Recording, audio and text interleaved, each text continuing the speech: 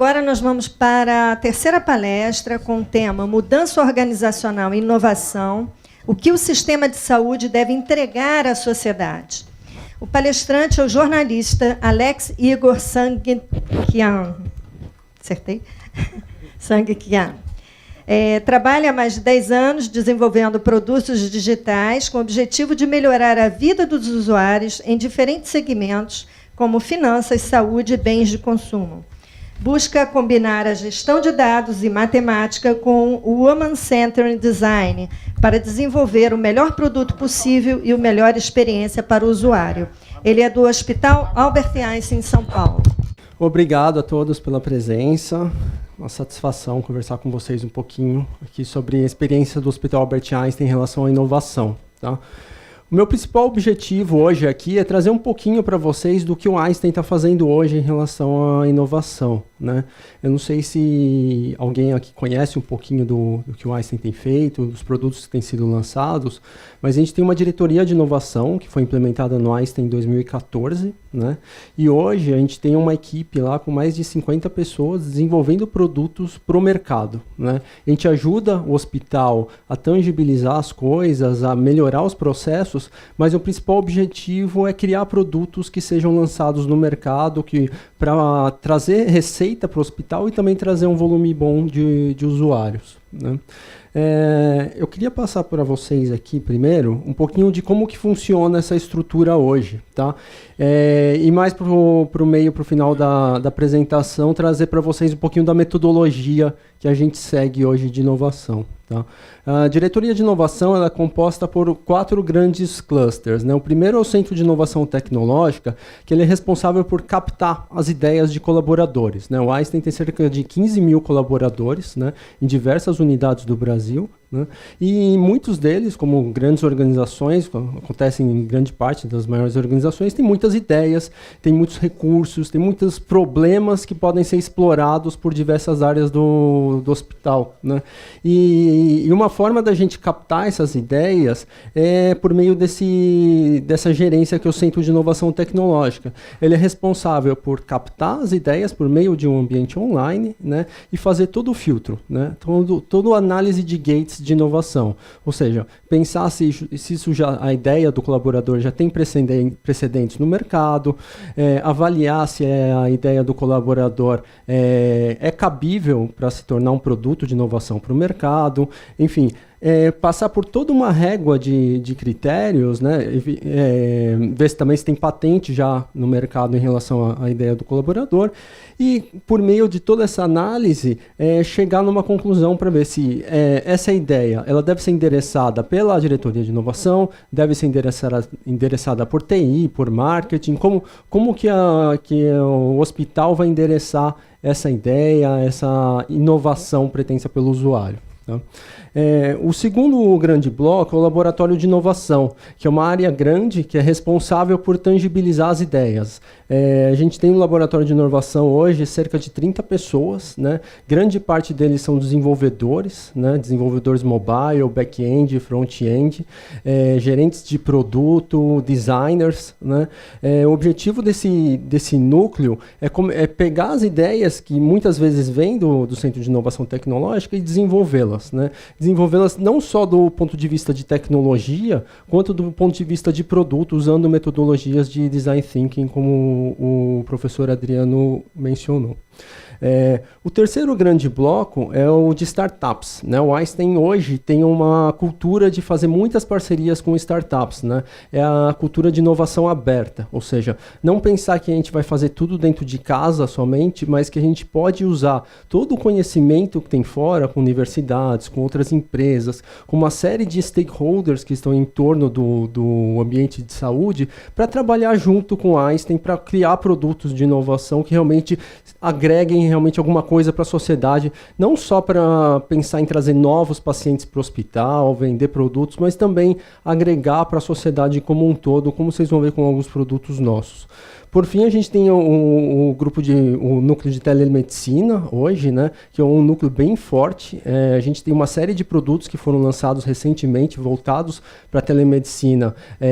Paciente, médico, segunda opinião, produtos de diabetes, pacientes, nós trabalhamos também com produtos de segunda opinião, produtos de oncologia, né? Todos com o objetivo de estreitar um pouquinho esse laço entre paciente e médico, facilitar o acesso ao médico Einstein, democratizar o acesso, o conhecimento do Einstein para a sociedade como um todo. Então, falando um pouquinho mais do laboratório de inovação, especificamente onde eu trabalho, né? A gente trabalha com uma série de competências, machine learning, biotecnologia, projetos mobile. A gente está com uma frente bem forte agora de data-driven product, ou seja, trazer as decisões de desenvolvimento de produto, de criação de novas features, com base em informações em dados, né, em bancos de dados. Né. O Einstein tem muitas informações, né, de pacientes, um histórico enorme de dados.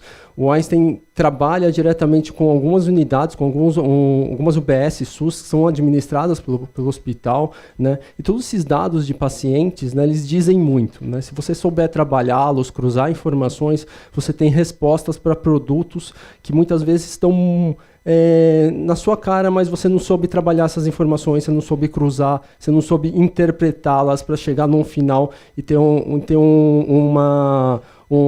direcionamento mais específico, mais matemático, mais certo de onde você deve ir.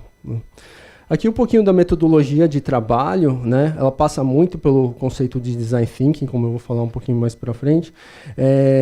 A nossa ideia é utilizar a estrutura do hospital, aí falando estrutura do hospital, não só a estrutura do hospital do Einstein Morumbi, que é onde tem o coração do hospital, mas também utilizar as unidades satélites do Einstein, sejam as UBSs ou sejam outras unidades criadas pela instituição, unidades privadas, né? A ideia é utilizar todo esse ambiente para pilotar os produtos. Nós criamos os produtos com base, muitas vezes, em ideias de colaboradores, colocamos ele para rodar dentro da instituição como um piloto, né, para aprender com isso. Né. A gente coloca, por exemplo, produtos na área de oncologia, a gente coloca produtos na área de crônicos, de diabetes, produtos na área de imunização, enfim, colocamos na mão dos médicos, das enfermeiras, dos próprios pacientes, para eles me darem rapidamente um feedback do quão aderente esse produto é para a realidade deles. Assim eu posso pivotar, eu posso mudar rapidamente esse produto, tornar ele mais aderente para a realidade e no final da ponta, quando eu vou lançar ele no mercado, eu tenho algo mais assertivo, eu tenho algo mais bem testado, mais bem avaliado, para no final eu ter um mínimo de assertividade para não errar tanto quando chegar para o lançamento do mercado, que é bem mais oneroso. Né? Aqui alguns exemplos do que a gente já fez, né? Esse é um bom case do Einstein, porque é um aplicativo hoje que ele tem cerca de 40 mil usuários, né? Um aplicativo voltado para vacinação. Né?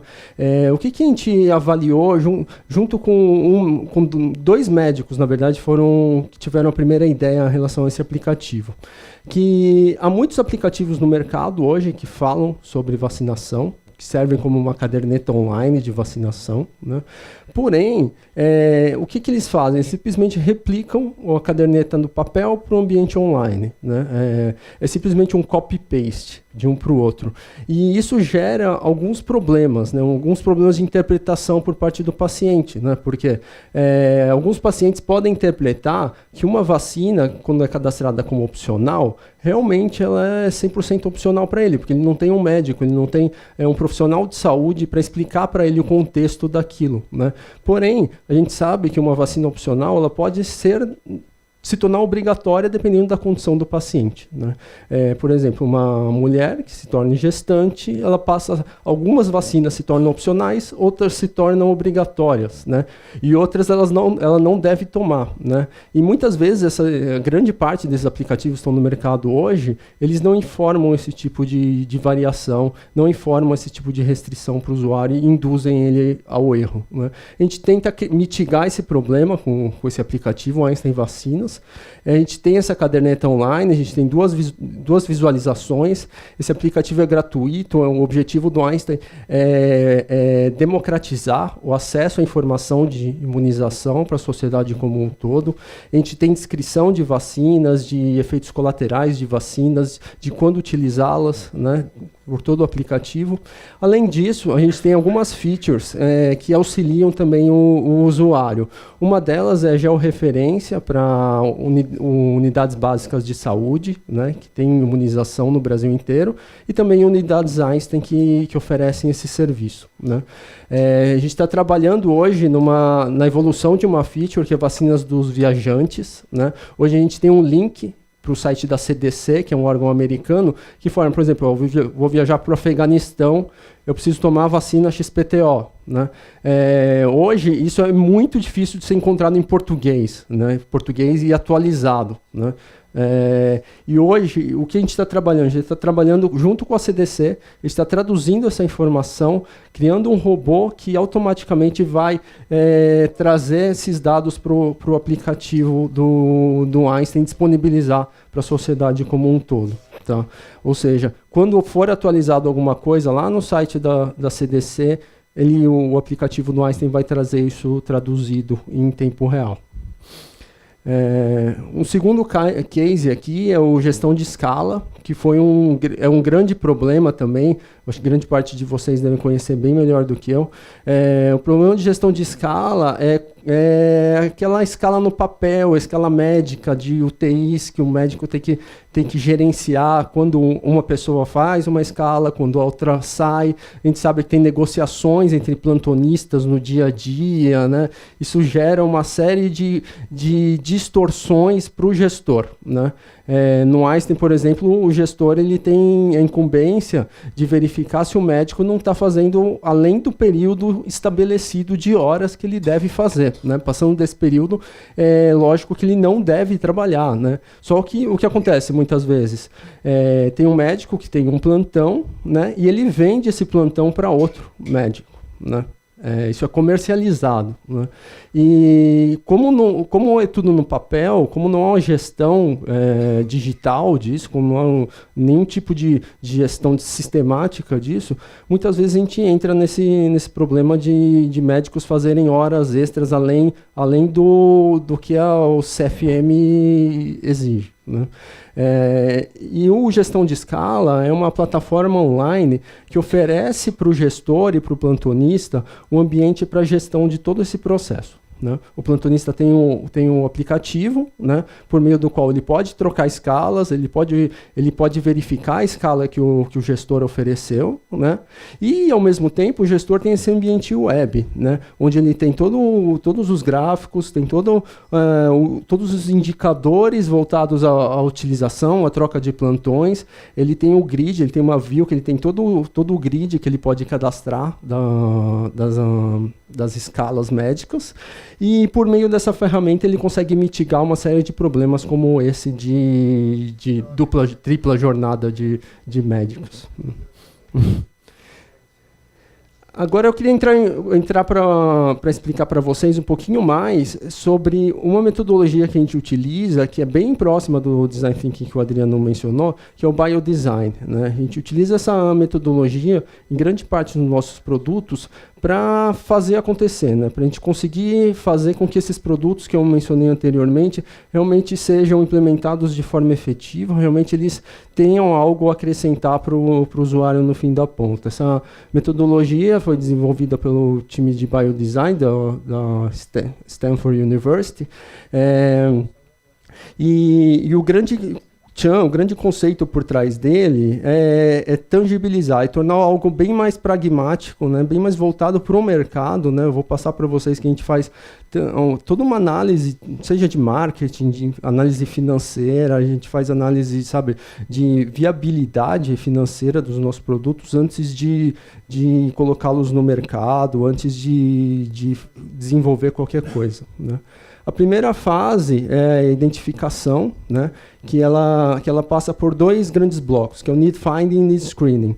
Ou seja, nós levantamos quais são as necessidades não endereçadas de determinado tema. Por exemplo, estou falando sobre imunização, né? O que a gente faz normalmente? A gente envolve um grupo de pessoas multidisciplinar, né, que vai num ambiente específico de imunização, seja no Einstein, seja em UBSs.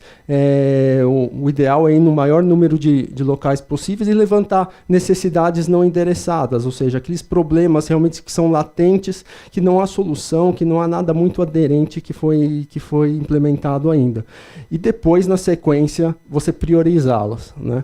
Aqui é um pouquinho da jornada da especificação das necessidades que eu estava mencionando. O que a gente tenta implementar lá dentro, né?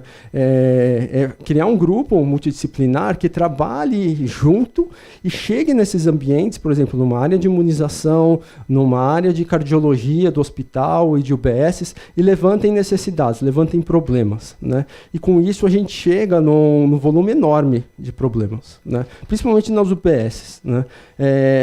Pela nossa experiência, o Einstein ele faz a gestão do Hospital Vila Santa Catarina, que é um hospital lá na Zona Sul de São Paulo, né? É um hospital público, né? E a realidade desse hospital, na comparação com o Hospital Einstein, né? O hospital privado Einstein, é muito diferente, né? São realidades bem díspares, né? E eu tive uma experiência durante esse processo de Design Thinking de levar um dos nossos produtos para um e para outro, né? No caso, era um aplicativo chamado Laços para gestão de efeitos colaterais de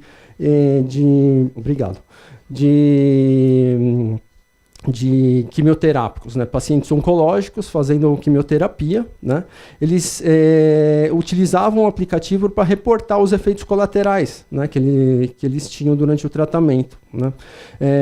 Nós primeiro levamos esse aplicativo, né, para os pacientes Einstein do ambiente do Morumbi, no ambiente privado, né? Entregamos para eles e o uso foi baixíssimo, né?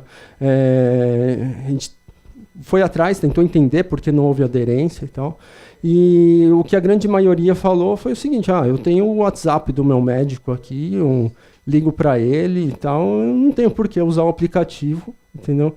Porque o médico vai entrar em contato se eu tiver um efeito colateral, mas eu ligo para ele, eu mando o WhatsApp, ele vai me responder. Então, esse aplicativo não me agrega. Daí a gente levou para o Vila Santa Catarina, né, que ele tem toda sexta-feira, o Einstein ele tem um atendimento para pacientes de oncologia passando por quimioterapia. A gente levou esse aplicativo no Vila Santa e a realidade foi exatamente oposta, né? A aderência foi muito grande, né? Praticamente todos os pacientes utilizaram e reportavam os sintomas diariamente, né? Porque eles se sentiam realmente mais amparados, né? Eles sentiam que havia alguém olhando por eles e sabiam que quanto mais eles reportassem, mais assertividade eles teriam quando voltassem na próxima consulta, né? Esse é um pouquinho da diferença, né, de duas realidades de públicos completamente diferentes, né? Exato. E não que alguns produtos não sejam cabíveis também para o ambiente do Einstein privado, né, claro, mas é lógico que quando a gente trabalha com o público SUS, a gente se depara com realidades, sabe, bem diferentes e são oportunidades também da gente colocar algo que agregue para a vida das pessoas e que seja um produto também relevante para o mercado depois, caso a gente queira comercializá-lo com os outros hospitais. Aqui um pouquinho do contexto de observações e perspectivas. Quando a gente fala da realidade de paciente, de profissional de saúde e sistema de saúde, o objetivo, né, nessa fase, né, de need screening é pensar, é pesquisar, é ouvir, né? Como o Adriano mencionou na palestra anterior, nós fazemos aquele serviço, aquela fase de empatia, né? A gente tem a fase de ouvir, de tentar entender a realidade e levantar quais são as necessidades que não foram endereçadas, né? Aqui um pouquinho de como que funciona essa brincadeira, né? Quando a gente entra no processo para levantar essas necessidades, o volume é enorme, né? Só que dentro de um contexto do que a gente quer resolver, elas começam a cair uma a uma. Por quê? A gente pega necessidade por necessidade e começa a entender por que isso não foi feito. Será que já foi feito? Daí eu começo a pesquisar, putz, já foi feito. Então caiu. Entendeu? Ah, não foi feito, mas isso não é viável porque o CFM não permite no Brasil, é só nos Estados Unidos. Também caiu. Isso acontece bastante. A gente chega num volume de necessidades priorizadas que, no final das contas, acaba sendo bem menor do que o volume inicial que a gente levantou. E cada uma das necessidades gera algum tipo de conceito, né? Alguma ideia de como que a gente vai trabalhar, como que vai ser a solução lá na frente. Mas é bem importante levar em consideração que todo esse processo, a gente está pensando no problema, a gente não está pensando ainda em solução. Aqui a análise de stakeholders, né? Ou seja, com base na sua ideia, com base no problema que você quer atacar, quais são os atores que são envolvidos por esse problema, né? Por exemplo, eu quero resolver um problema referente ao que eu estava falando da gestão dos pacientes com oncologia, né, do reporte de efeitos colaterais. Né? Quem está envolvido nesse processo? Né? Pacientes, famílias dos pacientes, grupos de apoio, médicos, profissionais, enfermeiras, administradores, pagadores públicos, governo, instituições não governamentais, enfim, há um espectro enorme de stakeholders que são impactados pela sua ideia. Daí você começa a pensar, né, se eu lançar esse aplicativo no mercado, né, será que eu não vou irritar, ou será que eu vou agradar alguma farmacêutica? Né? De que modo que eu posso, se eu for irritar uma farmacêutica, de que modo que eu posso tornar isso menos impactante, de modo a que não inviabilize o lançamento do meu produto? Né? Ou seja, é uma análise que a gente faz mais aprofundada de cada um desses caras. Né? De que forma que eu posso tornar o meu produto mais aderente à realidade deles, não irritá-los, né, como a gente menciona, porque uma má análise de stakeholders pode matar a sua ideia. Né? Isso acontece com frequência. Né? Se, por exemplo, eu quero lançar esse aplicativo de gestão de saúde para oncológicos, de que modo que aqui nessa esfera eu vou lançar esse produto sem impactar, por exemplo, o governo, ou sem impactar o próprio paciente, como é a realidade do paciente do Einstein, como eu vou lançar isso sem impactar, enfim, os meios pagadores. A gente começou a levantar essas ideias ao longo do tempo, de diferentes produtos, começou a ver que muitas das startups que a gente tem no mercado hoje, startups de saúde que tinham uma boa relevância, acabaram morrendo por causa dessa má análise de stakeholders. Né? É bem importante avaliar isso, porque algumas startups que a gente entrou em contato recentemente morreram porque elas não avaliaram, por exemplo, a política de reembolso aqui no Brasil, como que ela funciona. Né? E isso acabou fazendo com que a margem deles baixasse demais e se tornasse o produto inviável, que a startup se tornou praticamente inviável, e não houve nenhum tipo de investimento em cima dela, exatamente por causa desse tipo de falha na análise. Aqui é uma próxima fase, que é o exercício de gap analysis. Né? O que a gente faz basicamente aqui? Né? Uma linha de eficácia e de custos, a gente começa a jogar cada um dos nossos potenciais concorrentes nesse eixo. Né? E aqui seria basicamente onde que a gente quer posicionar a nossa empresa, né? o gap de mercado. Ou seja, eu quero aumentar a minha eficácia e diminuir o meu custo. Né? É lógico. Por que ninguém está aqui? Porque é muito difícil. Né? Mas como que a gente chega aqui e torna o nosso produto o mais competitivo possível dentro da realidade dos demais? Esse exercício ele ajuda bastante a gente a tornar algo mais visual para ver onde que eu vou posicionar o meu produto em relação aos concorrentes e como que eu vou competir com eles dentro da realidade do mercado. Né? Ou seja, se eu quero criar um produto que seja exatamente nessa linha, né, o quão difícil vai ser para a minha empresa viabilizar, quanto tempo vai demorar, né? E o quanto vai me custar de tempo e de dinheiro para desenvolvimento. Essa próxima fase análise de mercado voltada para o meu público-alvo, né?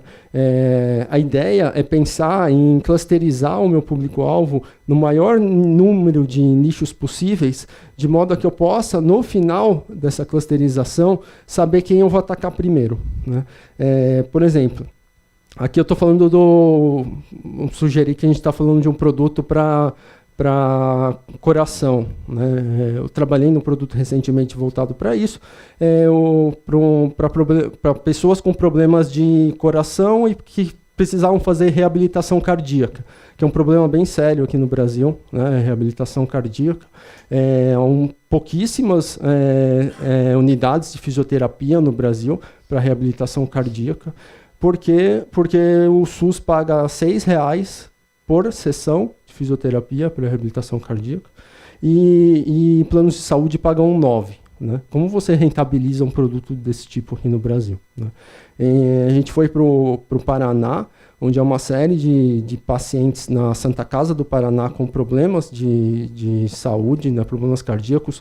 Grande parte deles ainda, infelizmente, devido à doença de Chagas, que ainda prolifera no Brasil, apesar de na Europa, nos Estados Unidos, está erradicado há um tempo. E esses pacientes, eles viajavam horas do interior do Paraná, do Rio Grande do Sul, para a Santa Casa, porque o atendimento lá é muito bom, né, para fazer drenagem de líquido, né, decorrente desse problema. Né. E o que acontecia? Eles faziam a drenagem, voltavam para casa, na semana seguinte eles tinham que voltar, porque já tinha se acometido do mesmo problema novamente.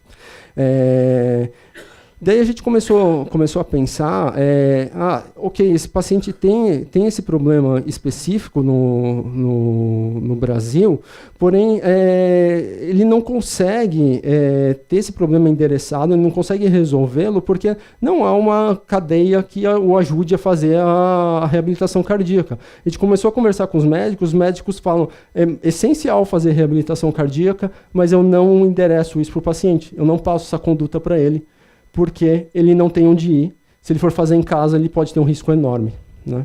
Ou seja, é um problema seríssimo, né?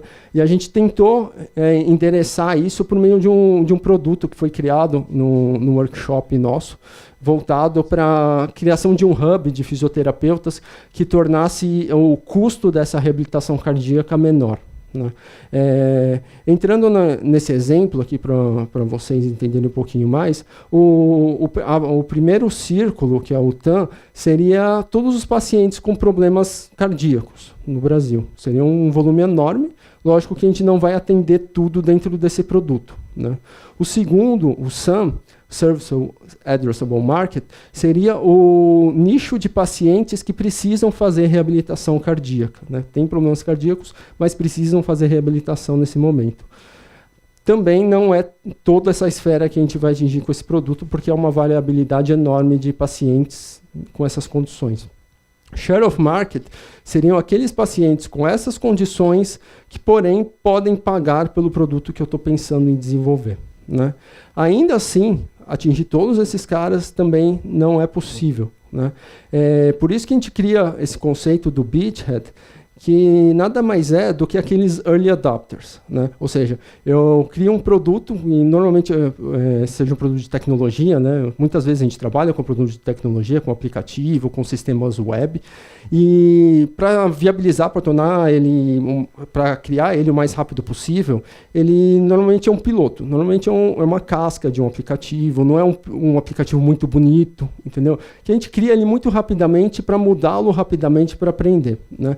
E esses early adopters aqui são os usuários que estão dispostos a utilizar o seu aplicativo mesmo que ele não esteja bonitinho, não esteja 100%, entendeu? São aqueles que estão dispostos a utilizá-lo porque também tem um problema muito crônico, muito grave, que gostariam que fosse endereçado rapidamente. Né?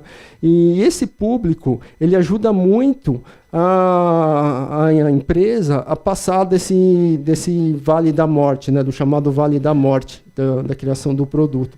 Quando você começa a trabalhar com o produto, você testa com esses early adopters, você tem uma margem maior, uma possibilidade maior de não cair nesse vale quando você vai entrar no mercado mainstream, você vai entrar no seu mar vermelho, né? A ideia é que você aprenda o máximo possível, né, com essas pessoas, com esses usuários, né? No caso do Einstein, o nosso beachhead seria a própria instituição, né, que oferece isso para a gente, né? Mas quando a gente fala de startups de mercado, a ideia é trabalhar direto com esse público-alvo, que ele possa dar rapidamente para a gente algum feedback, possa rapidamente falar para a gente o que é que está errado, o que é que está certo, para quando a gente for realmente entrar no mainstream, a gente esteja minimamente preparado para lançar o produto.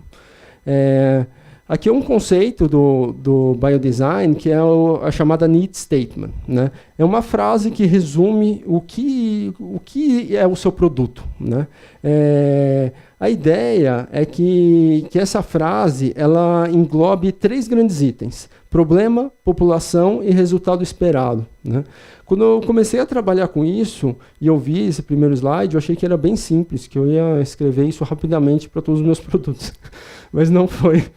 Eu penei bastante para conseguir escrever isso aqui para um produto só, porque é muito difícil. Você chegar numa conclusão que eu quero trabalhar com esse público-alvo, você tem que ter todo um estudo por trás. Para você definir o problema do seu produto é ainda mais difícil, e o resultado esperado, enfim, é uma consequência dos dois, mas também é a métrica, é o que a gente precisa para saber o quão assertivo é, o quão viável esse produto é.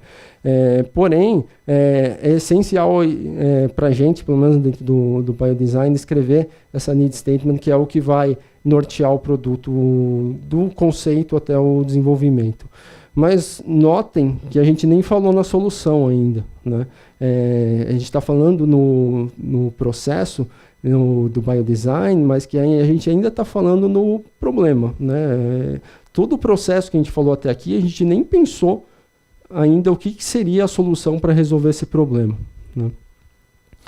A segunda fase, que é a fase de invenção, é quando a gente começa a validar esses problemas e pensar quais seriam as soluções viáveis para o desenvolvimento deles, né?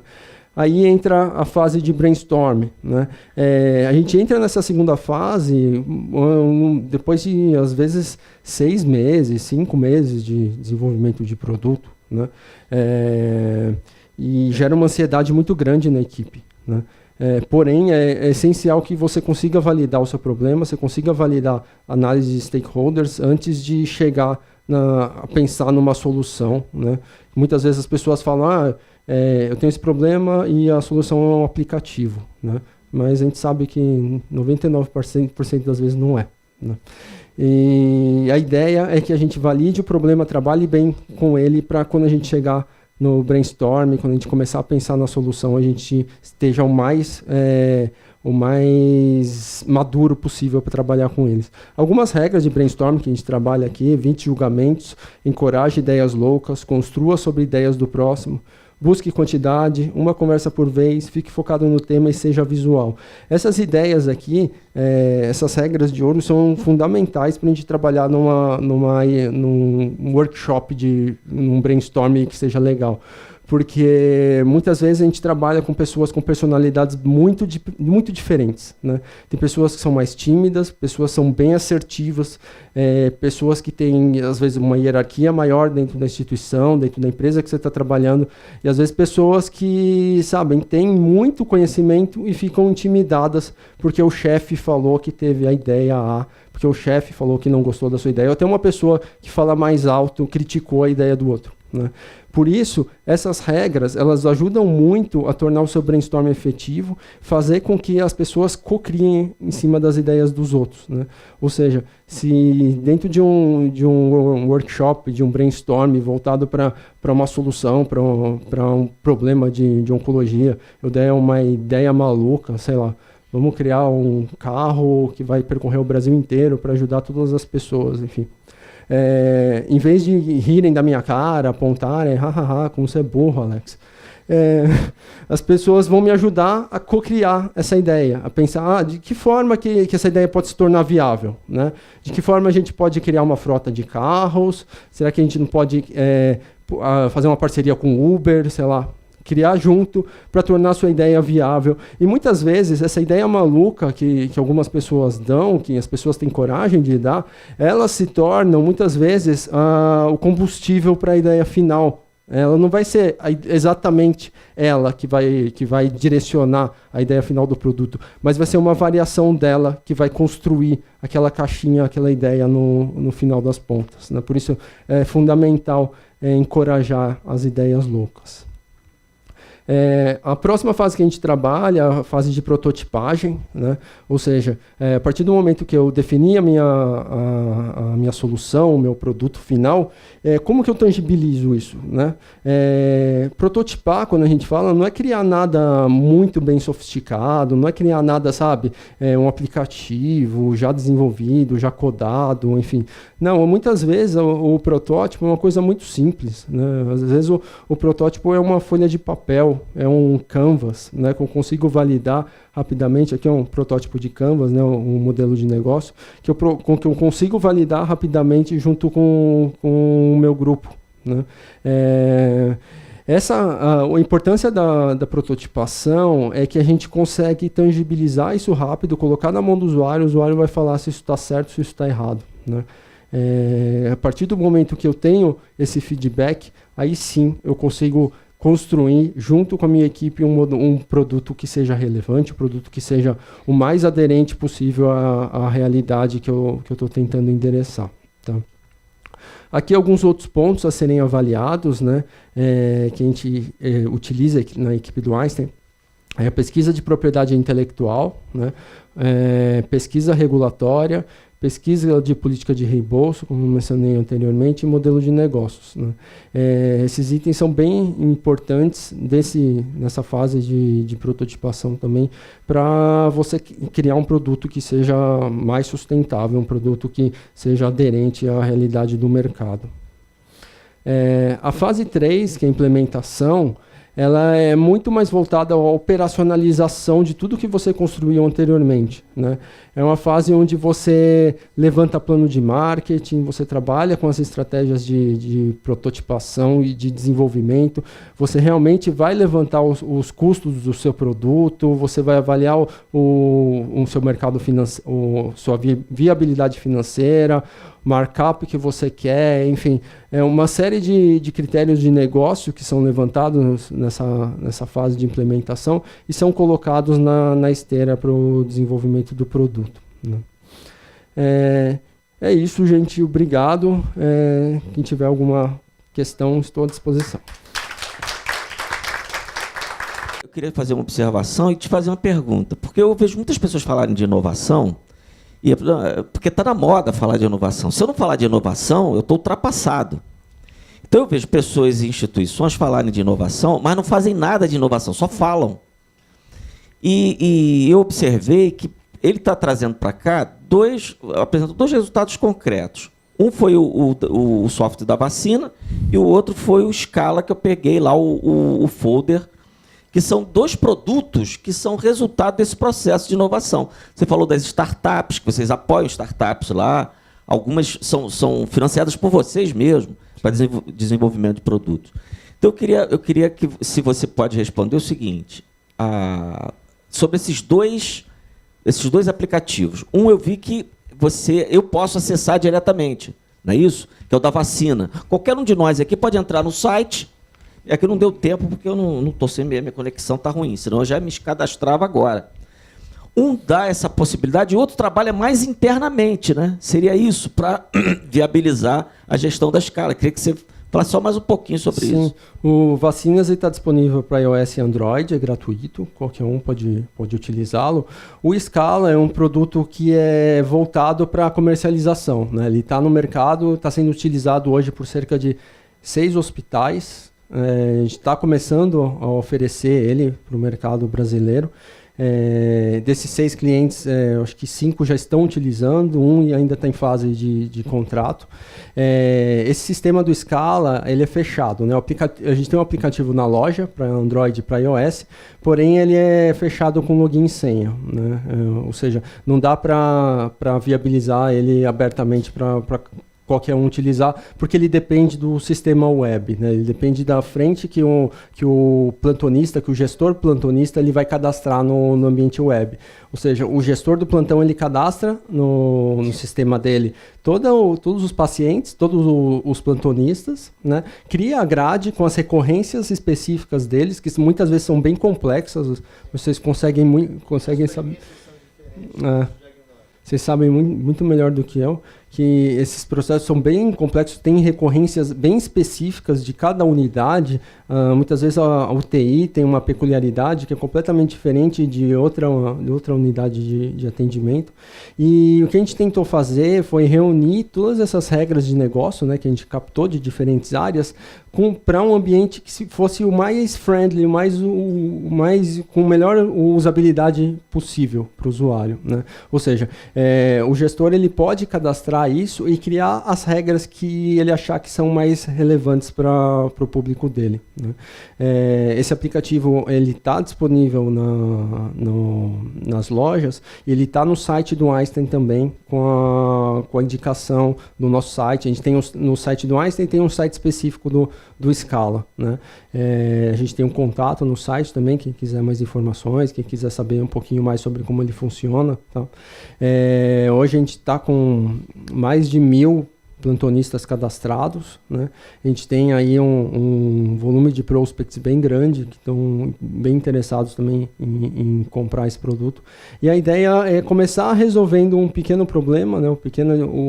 Que não é tão pequeno assim, mas é um problema de escala médica nas instituições, mas ampliar isso aí para equipes multi, né?